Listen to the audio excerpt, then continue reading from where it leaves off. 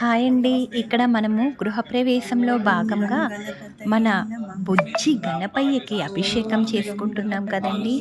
అందరూ చూడండి. మన బుజ్జి గణపయ్య ఎంత చక్కగా, ఎంత క్యూట్‌గా అసలు ఎంత బావున్నాడో కదా!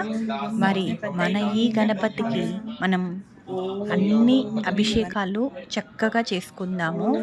పాలాభిషేకము, అలాగే పెరుగు, తేనె, నెయ్యి ఇలా అరటిపండు, పండ్లు అన్నీ కూడా వేసుకొని మనము పంచామృతములతో అలాగే పండ్లతో అన్ని విధాలుగా మనం ఇక్కడ స్వామివారికైతే అభిషేకం చేసుకుందామండి.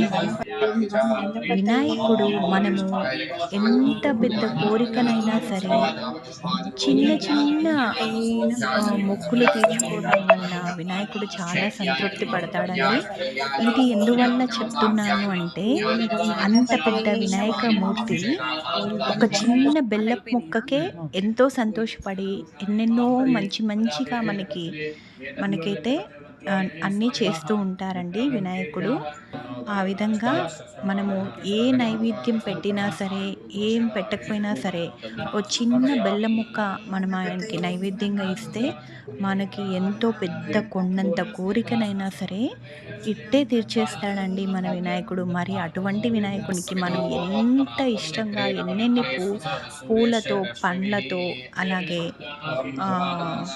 పూలాభిషేకము, పండ్లతోటి అభిషేకము, పాలతోటి అభిషేకము ఇలా అన్ని అభిషేకాలు చేసుకొని మనము చాలా మంచిగా స్వామివారిని ఏది కోరినా సరే స్వామివారు ఇచ్చేస్తారండి. అంతటి మహిమాన్వితుడు. మనము ఏ పూజ చేసుకున్నా సరే అగ్రపూజ వినాయకుడికే కదండి మనం చేస్తాము.